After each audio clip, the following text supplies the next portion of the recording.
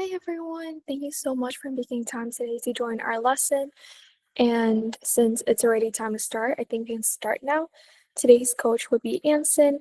And yeah, I think like usual, before we start, can everyone turn on your camera so we can take a quick photo and then we can start right away. Okay, I'll just count from 1 to 3. 1, 2, 3. 2, 3. Okay, yeah. And Anson, I think you can start. And since we have like a kind of small class, I think we can be, more engaged within the activities we do. But yeah. Okay, hello everyone, I'm Anson. So today we're just going to be doing a bit of like a recap lesson, and I'm going to be teaching you guys some of my techniques that I use to prepare for tournaments and research cases, because I'm sure you're all here with the intention of, or like wanting to join a tournament in the future. So I would like to share like my own strategies in preparing for tournaments. So let me share my screen. Yeah.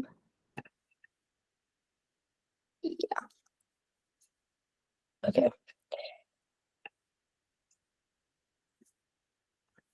So first I'm gonna be sharing with you guys the my techniques for writing a constructive case. All right, here you go.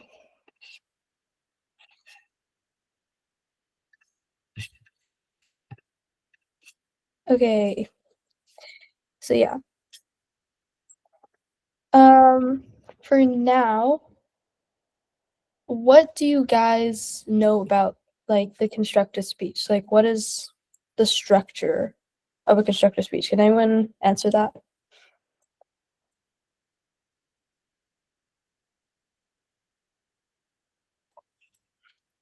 No one knows.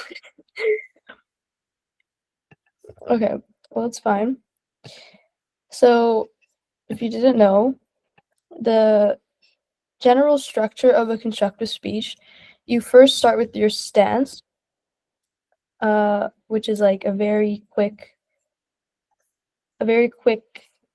um,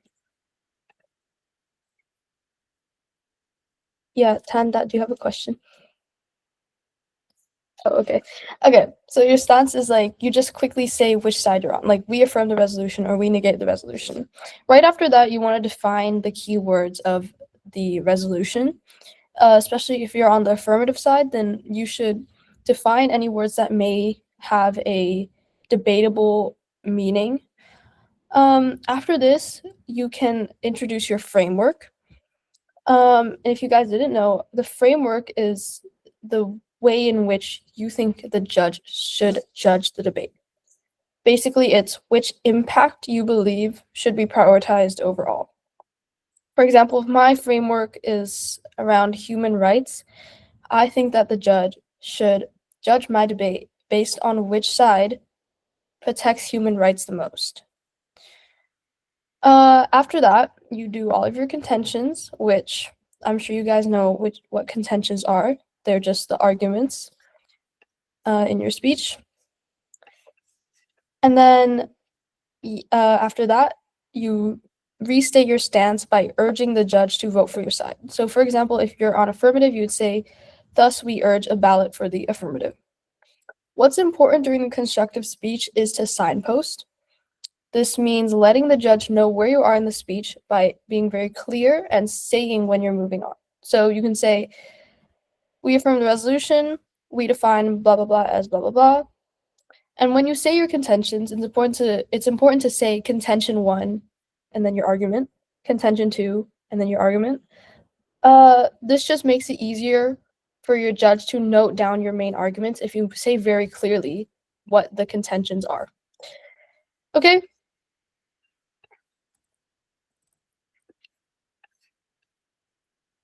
Yeah. Okay. So I'm sure you guys know what is in each individual contention. A contention is an argument that supports your own stance. They are consisting of a claim, a warrant, and an impact, which is your claim is your main argument, your warrant is your evidence, and your impact is why the argument matters, what implications it has for the resolution. So yeah, we don't need to go too detailed on that. But the main thing that I want to talk about in this lesson is how to research your resolution. Because you guys know the structure of all of the speeches, you guys know the structure of public forum, but you don't really know how to start. If you just joined a tournament, you received a resolution, how should you start, right? Well, for me, the first thing to do is research the resolution so you can get a good understanding of it. For this example, we're going to be using the resolution, the United States Security Council should abolish permanent membership. So, do you guys know what Security Council or permanent membership is? I assume not, right? So that's why it's very important to research the resolution. The first thing that you want to do is research keywords of the resolution and gain kind of a background knowledge of what the resolution actually says. For this resolution, the key words are United Nations Security Council and permanent membership. So I just put these into Google and then I find what they mean, right? So in this case, United Nations Security Council, I found that it was responsible for the maintenance of international peace and security. And permanent membership is the membership of the permanent 5 countries within that council, which are Britain, US, Russia, China, and France. And these members, they have the power to reject any resolution. If they reject a resolution that is being debated, that is being offered in the Security Council, if they say no, then the resolution will not pass, no matter how many people vote yes. So this resolution is essentially asking it's saying abolish permanent membership. We should not allow these 5 countries to be able to just say no to any resolution that has been proposed. Okay, so now I know what the resolution means. How do I come up with arguments for and against the resolution? Well, the easiest way to do this is to research the entire resolution. Just copy and paste this resolution into YouTube, into Google, into whatever, and take some notes and write your own thoughts down on what you believe are the best arguments for this resolution. On YouTube, many people make lectures and briefs on the resolution where they will usually give you examples of 3 pro arguments and 3 negative arguments that you can use. You can use these as like a starting point. These are most likely going to be the most obvious, the most well-known and simple arguments for the resolution. So you can definitely use this as a starting point and take notes. Definitely write your own thoughts down. You cannot just take other people's ideas. You also have to be able to think for yourself and think of some kind of creative or niche arguments. Don't try to rush this process. The truth about researching for public forum debate and for resolutions is that there is a lot of trial and error. Usually the first few contentions that you might come up with, they won't be the best ones that you will come up with, and you will likely change your speech over time. The more you research, the deeper of a knowledge that you get on the resolution, the more ideas you will have for contentions, and the more ideas you will have for arguments and for rebuttals. So yeah, it's meant to be a very slow, like, trial and error process. So don't get frustrated if you can't immediately come up with the best point. Obviously, you won't be able to. Okay, creating contentions. So how do you create a contention? Well, we all know a contention is a claim, warrant, and impact. First, you want to come up with the claim. You're trying to come up with something that you can find evidence to support. So you should brainstorm a list of contentions that you can use. This brainstorm can be from the lectures that you watch online. It can be from your own ideas, from your own initial research. it can be anything, right? Or it can be just like off the top of your head, you saw the resolution and you want to, this is immediately what comes to you as an argument. So for example, in this picture right here, I was brainstorming for the resolution AI is more beneficial in healthcare. And so for pro, I immediately thought, oh, in healthcare, AI can create a more efficient treatment. It can save lives. It can reduce burnout for doctors. It can make healthcare more accessible. Like, this is just what came to my head immediately.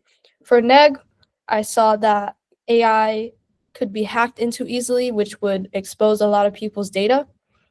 It would be very expensive to implement. It is not able to replace doctors. Like, those are just like the initial arguments that I got off the top of my head. And what I did is I highlighted the ones that I was going to research because I thought they were the strongest and I wanted to get it deep. So that is what you want to do. You want to kind of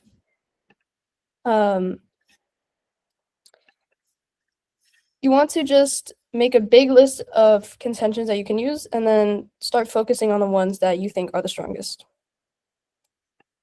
Okay.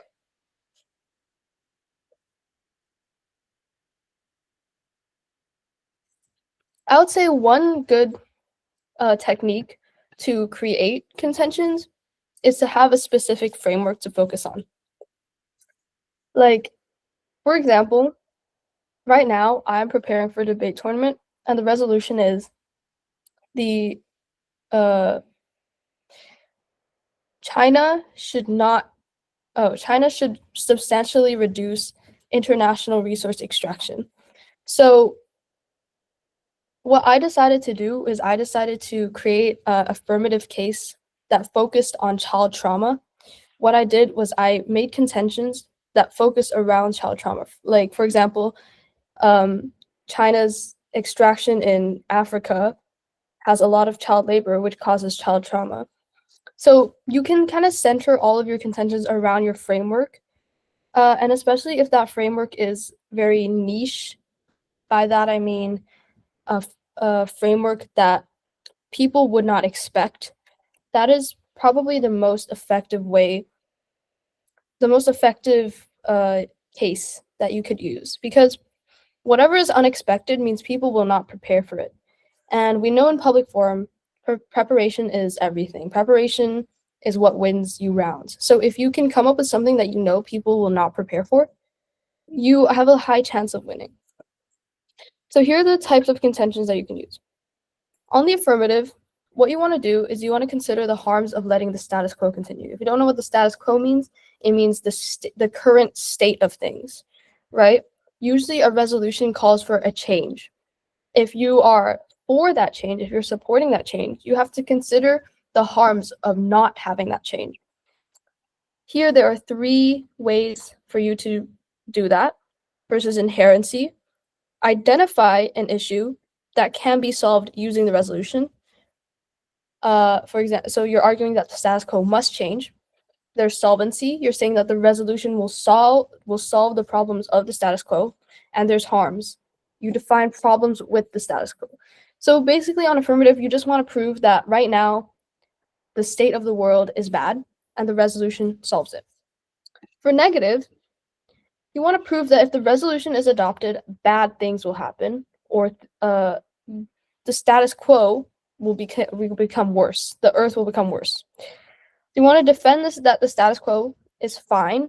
It either does not need change, or if the resolution is passed, the status quo will become worse than it is right now.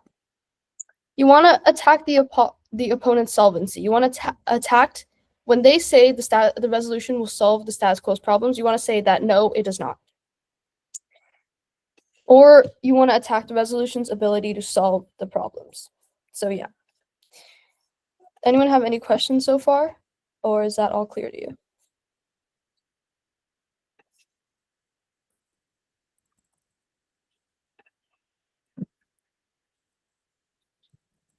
Okay.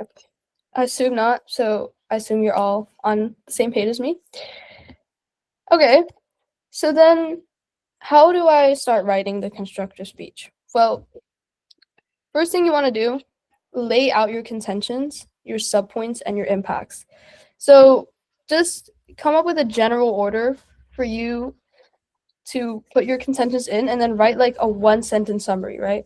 So if your first contention is single-use plastics are harmful to the environment, you write that, and then you write down the impact as well, right? So if my contention is single-use plastics are harmful to the environment, my impact would be, if we keep single-use plastics, the environment will die and everyone will die. So that is what I would write for the impact.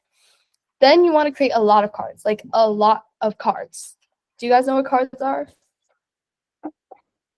Just put like thumbs up emoji on Google Meet if you know what a card is, and thumbs down if you don't.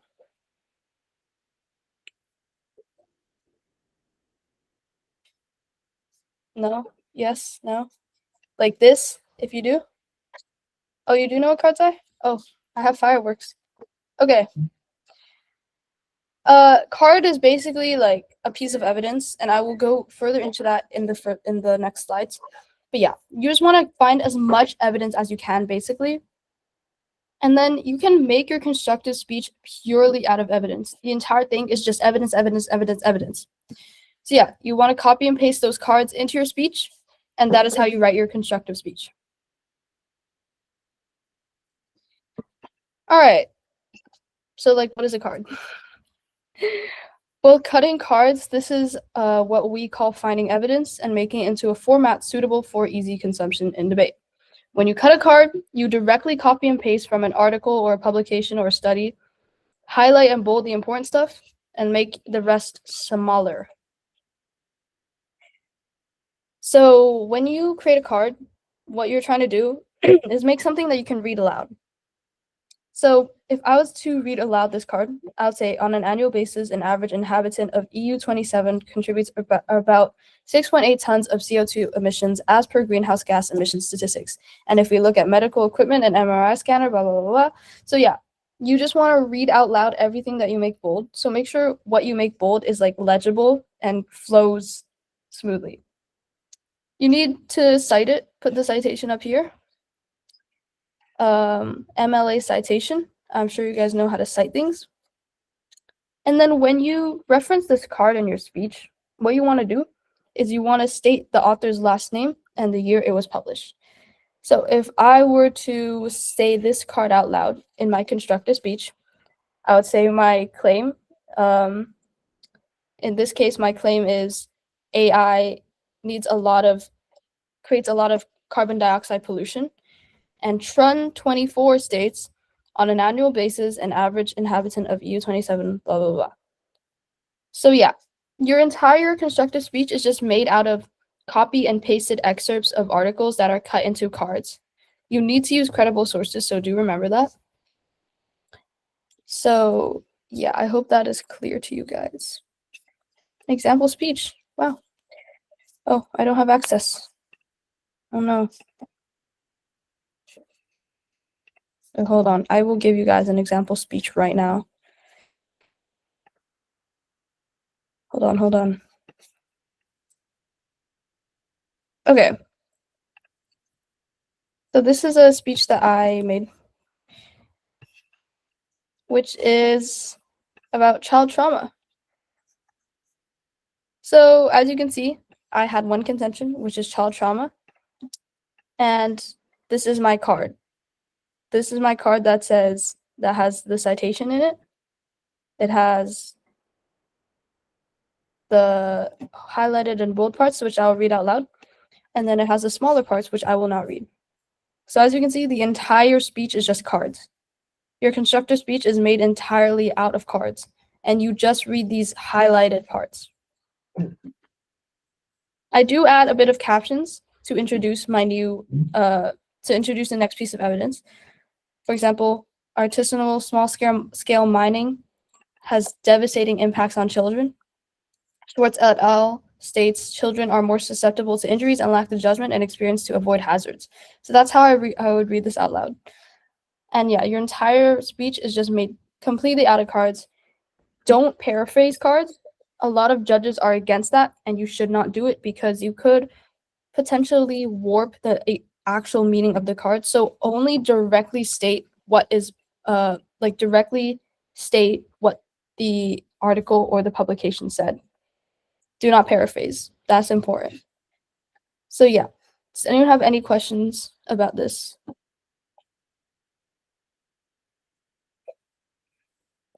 Okay. What? Ellen, what's your question? Can you send like a link to the slides in the group? I mean message. Yeah. I will do that right now. Okay, you guys can access the slides down here. The example case, I don't think you guys can access it, so just ignore that. I will send a different example case later. All right.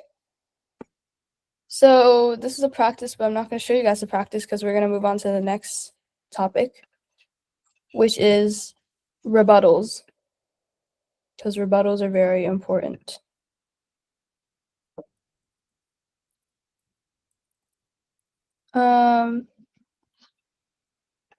So do you guys know what a block file is? Can you do the same thing where you put a thumbs up if you know what it is? In the reactions? Is it only Ellen who knows? No one else knows? Okay. Then I'll teach you.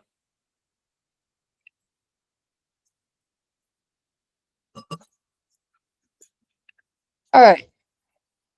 So, can't access? Why not? You should be able to access it. We can deal with that later. Right now, I want to teach you guys this. So, block files, they are documents with a bunch of evidence that are used during rebuttals to attack, disprove, or weaken your opponent's claims. So it's basically just a bunch of contentions, except these contentions are tailor-made to be used for attacking your opponent's contentions. Does that make any sense to you guys? Block files are also consistent of just cards that need to be properly cited. So this is an example of a block in a block file. So the block file, the block, it begins with AT, whatever you want to refute. AT means answer to. So if your opponent makes an argument or a contention on the environment, you would use this block and you would put it in your rebuttals to attack your opponent. So answer to environment. And then this is my argument against their argument. AI only uses a fraction, 2% of electricity production. And then this is my card that supports my rebuttal to my opponent's argument. Does that make sense? I hope so. I'll show you guys another example. So here's my very underdeveloped block file. This is answer to. If my opponent talks about pharmaceutical development, I can just go in with this card, copy and paste it into my rebuttal speech, and then I have a block. I have a rebuttal. So yeah, block files are what you use to prepare for the rebuttals, right? Your constructive speech, you can just directly read from your constructive speech document, but rebuttals you need to create during the round. To make this easy, people make block files where they just compile a bunch of evidence that can be used against your opponent, and they just copy and paste it based on what arguments your opponent chooses. Okay.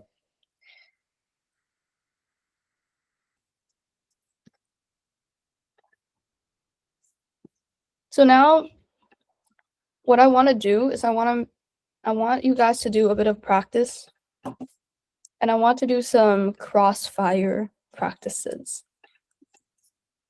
So, are you guys willing to speak in front of all your classmates? Because what we need to do this lesson is we're going to do this. we're gonna do some crossfire drills. So what I want you guys to do is we're gonna have like a 1v1 crossfire between two people, and I'll just spin a wheel to pick the people. And then what you guys will do is you will defend an argument that I have here. One side will defend it and one side will attack it. And you guys will be doing a crossfire where you have to come up with some questions on the spot. And we're just going to practice asking and answering questions as soon as possible, because crossfire is important in the sense where if you just kind of stand there and you don't really know what to ask and you don't know what to answer, it's going to look really bad on you. So we definitely need to practice coming up with responses and coming up with questions. Everyone else in the room, everyone else in this class, we will watch the crossfire, the 1v1, and then we'll vote on who was like the dominant one in the crossfire. Whoever is voted as the winner will crossfire a different person. Okay. Does everyone understand that? Put a thumbs up if you understand. And you see everyone's thumb emojis, okay? No one understands? Wow. Okay, I'll explain it again. So basically, what I'm gonna be doing is I'm gonna be making two of you go against each other in a crossfire. Okay, I will give you guys an argument. One side will defend the argument, the other side will attack the argument. You guys are gonna be asking and answering questions from each other. Everyone else in the room will watch you guys ask each other questions, and then we will vote on who was the more dominant one, like who was the winner of the crossfire. The voted winner is going to crossfire a different person in the room. Does everyone understand that?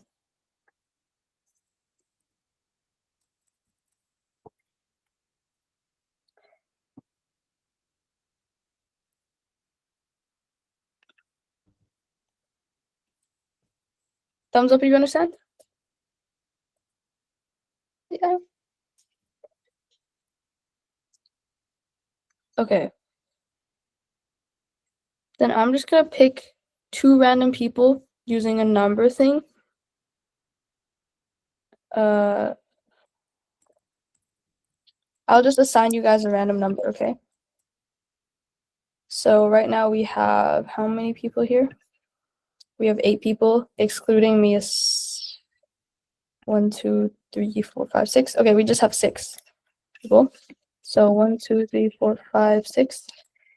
I'm gonna be using the order that is in the list in Google Class. Actually, no, that's unfair because it's in alphabetical order.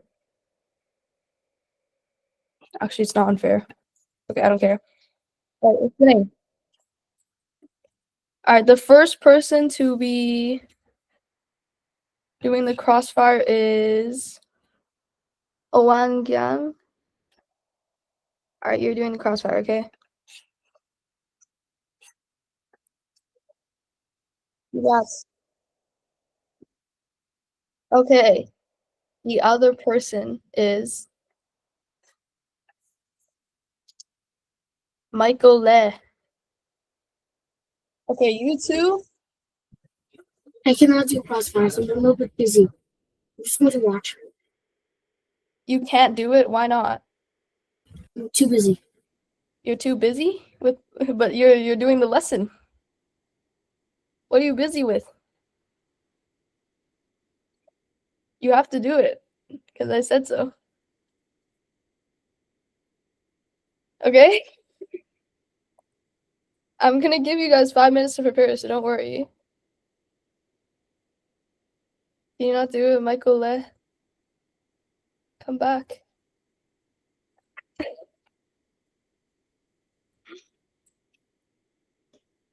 Oh, he's gone. Okay. Okay, then I guess I'll pick 2 new people.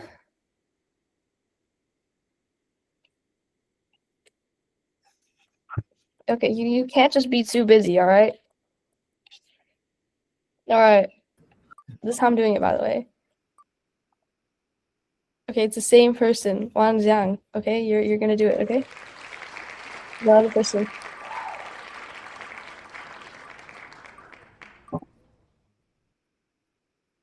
Okay, number 5 is Noon with Run, okay? You two are gonna be doing this drill.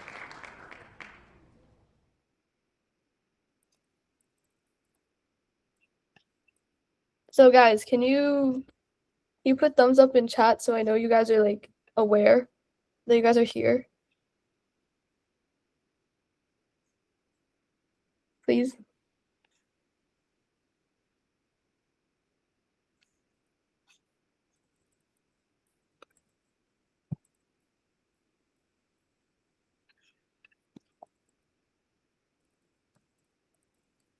These 2 people, put thumbs up in chat if you're here.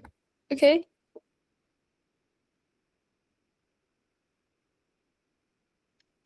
Hello?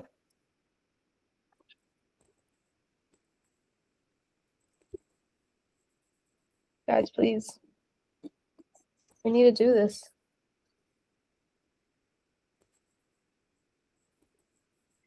Are you shy or are you just not here? Okay, it doesn't matter because everyone's gonna do this, okay?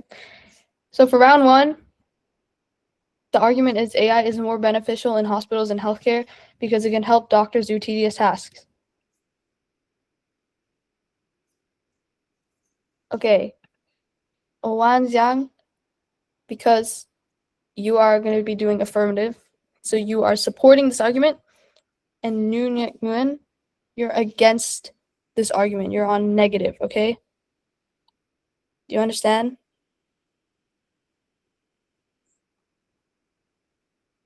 I don't even know if they're here. Michael Le, can you please do it?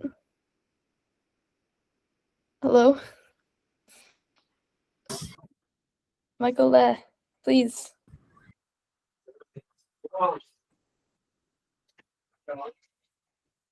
Hello? Yeah. Can you do the crossfire drill? Sorry?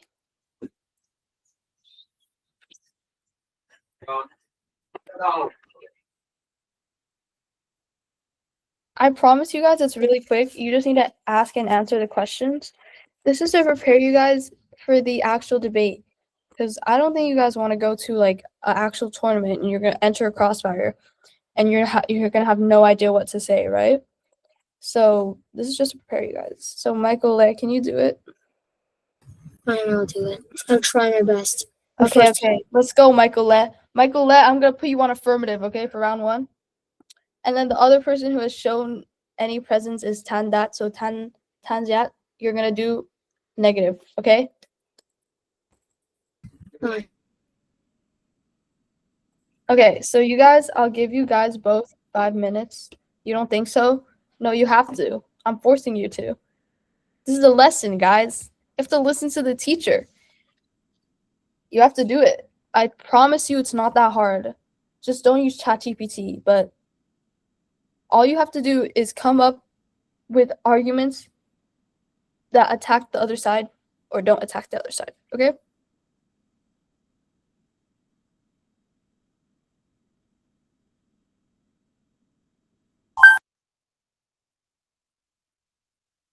Okay.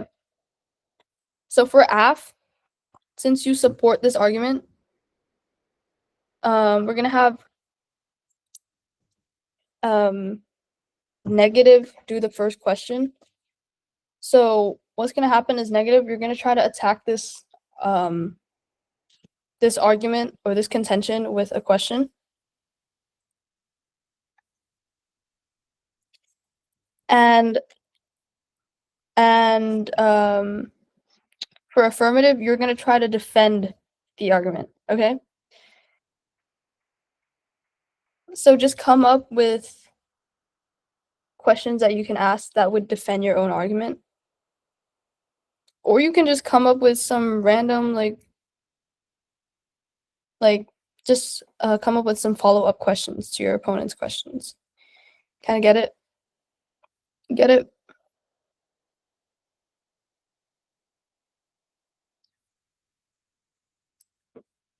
So yeah, you're defending this argument. Neg, you're attacking this argument.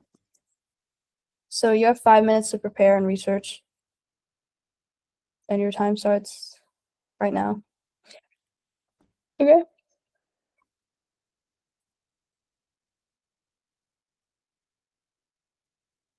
There we go.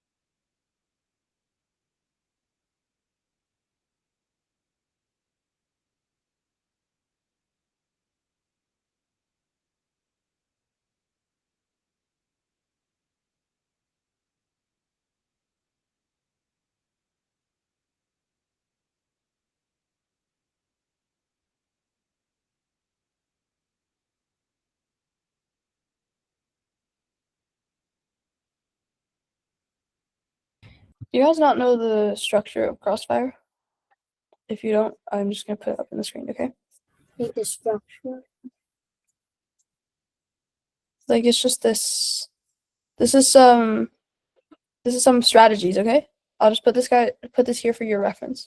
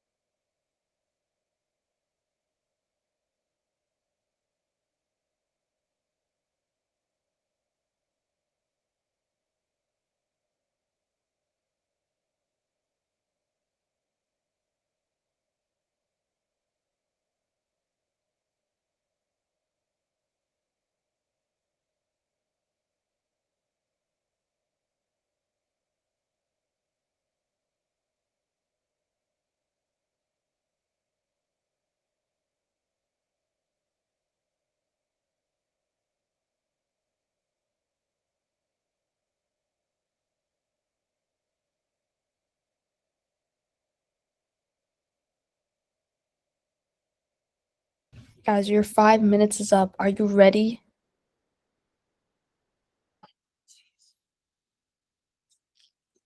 Michael Le? Not even, No? no, I didn't even write an argument. I just researched. Okay, what about Tandat? I'm not sure about that. Guys, it's okay. Let's just try, okay?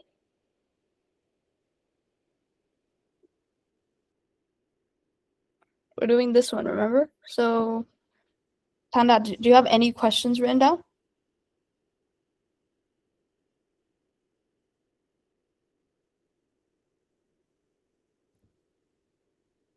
So if you guys just you guys can just ask each other a question, like, and then you can just try your best to respond, okay? Don't be too nervous or scared. It's just a practice. Okay. So Michael Le, just one question, all right? One question. And Tandat, you have to answer. Or you can ask first if you have any ideas. I'm not how to say, but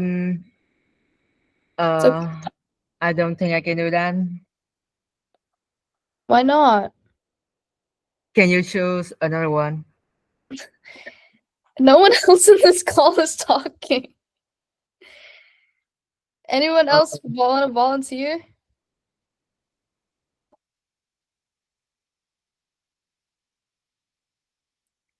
You really can't do it?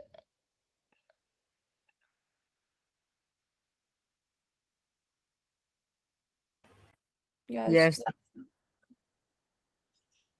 Okay, then Michael Le, how about I ask you a question, okay? Okay. Okay.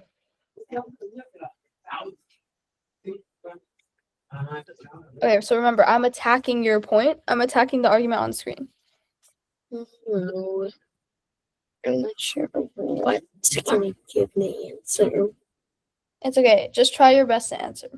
So I say, you said in one of your arguments that AI is more beneficial in hospitals because it can help doctors do tedious tasks. But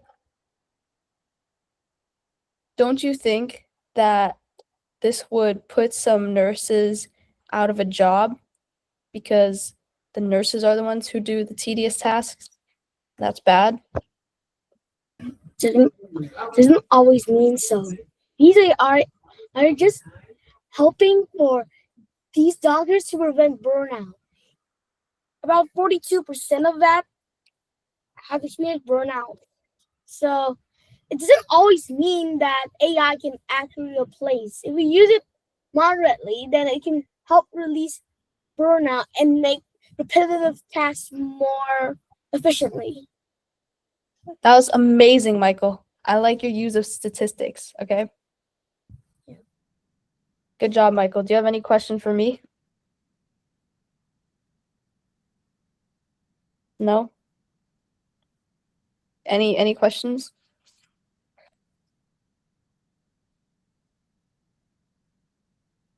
Okay, if not, then I'll ask you another question.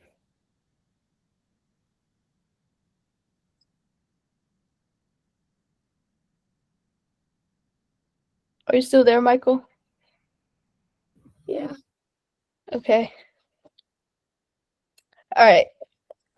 If you say that it can reduce burnout for doctors, do you have any proof that doctors experience burnout right now?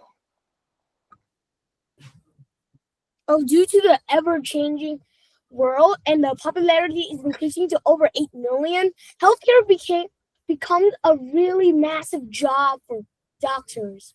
So we can experience burnouts because the growing population, because more illnesses are increasing throughout, and these populated countries, these doctors have to deal with many of the patients who needed who needed the care, creating burnout. Okay. Good answer, Michael. Good answer. If you had researched the argument, like you actually had the argument, I assume that you would have actually used like statistics. Like it has been reported that this many doctors are experiencing burnout. This many doctors want to quit because of their burnout. Like those kinds of statistics. Your answer was pretty good though. Yeah, you're good at this crossfire thing, okay? Like you know how to answer. All right, does anyone else want to practice? We will do round 2. Cats are better than dogs. And I'll ask you questions about that. Oh, Ellen, do you want to do it? Yes. Can you give me like 1 minute to research or something? Yes. All right. You're going to do the oh, where's my okay. This one, cats are better than dogs, okay? All right. I'm gonna do cats are better than dogs or dogs are better than cats. Like what's the You think that cats are better than dogs, and I'm just going to ask you questions about that. all Okay? right. Okay, good job. Let's go. It wasn't that bad, right? Come on, guys. Everyone, you need to participate. You need to practice. This is important for your future, okay? All right, Ellen, I'll give you 5 minutes.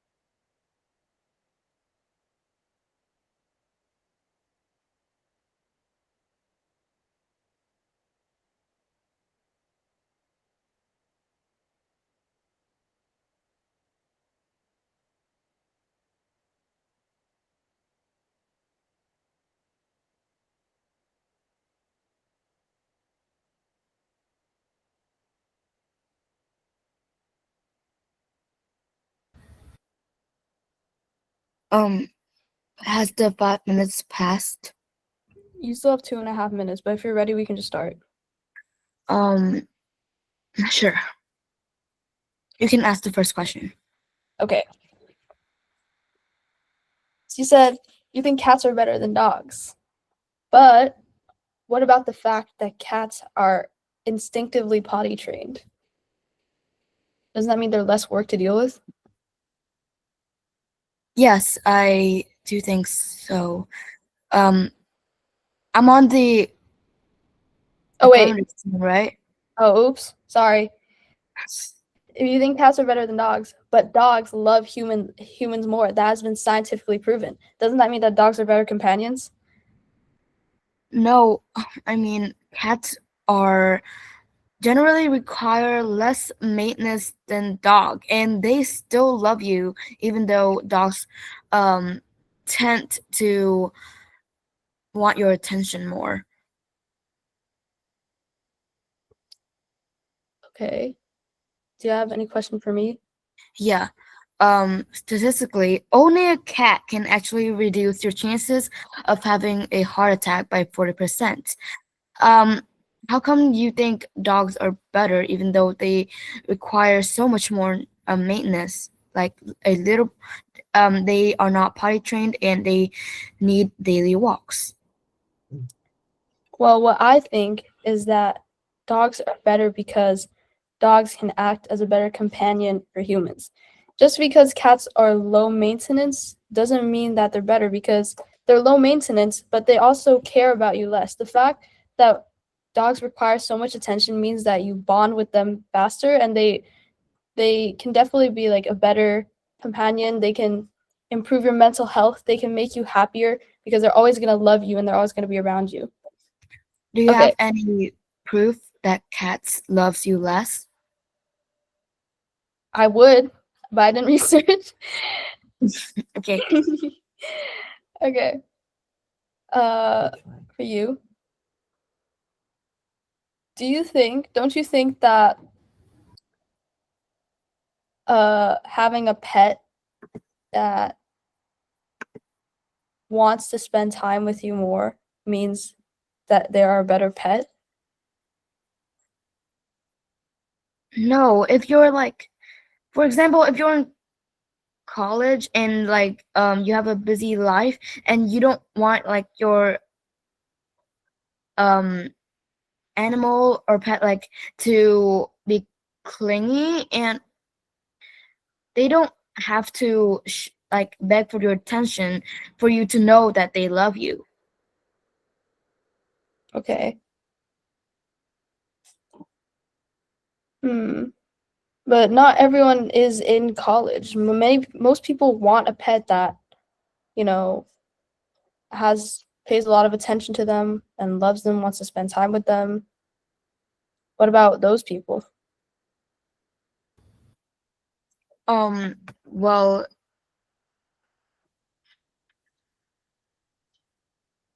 well, wait a minute. It's okay. Can I have a second to research? Yeah, sure. Okay. So while you're researching, I mean, this is why it's really important to be prepared. Like, I didn't research, that's why I can't answer your questions. So yeah, research, you definitely need to find as much evidence as you guys can. Even for your crossfire, you bring up evidence. Even for rebuttals, every single speech you need evidence. So this is why preparation is so important. So if you guys ever do plan on joining any tournaments in the future, I'd recommend you start preparing like a month, 3 weeks, or at least 2 weeks before the tournament, because you need to do as much as you can to understand the resolution and to have such a deep meaning that whatever question you get asked, you know how to respond immediately. Okay. So yeah. I think I'll end this crossfire. Okay. So now, does anyone have any final questions about crossfires, about preparing a case, about rebuttals, block files, what we learned today?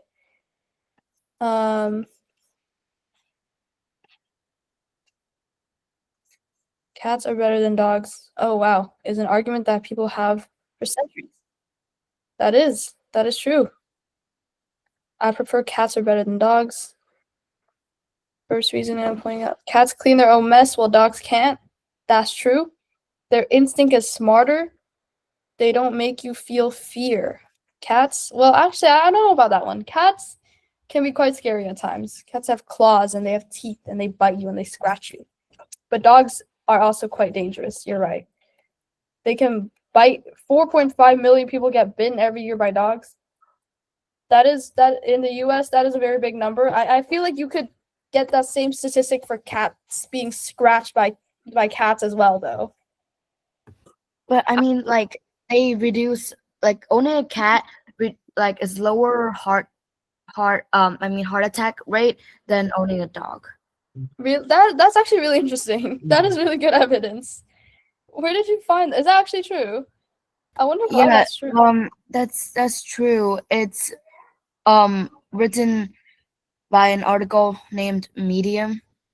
I don't know if that's Medium. Oh, Medium. Okay, Medium is a bit iffy of a website to use because it's like any user can submit their own blogs.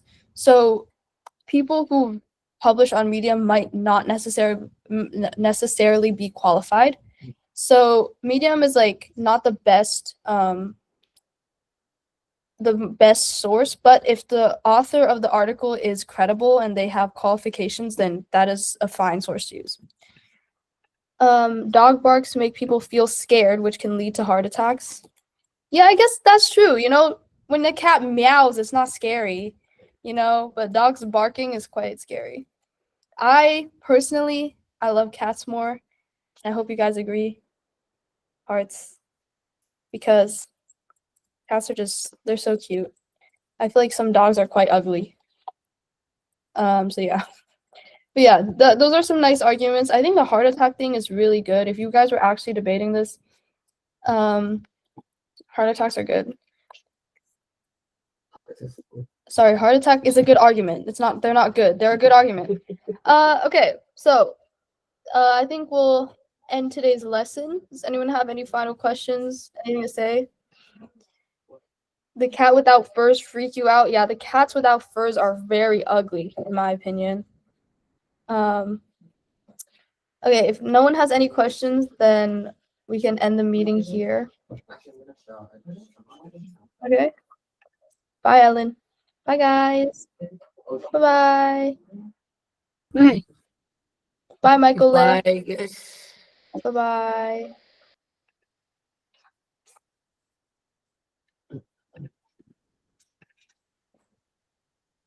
Cái không có đi cô.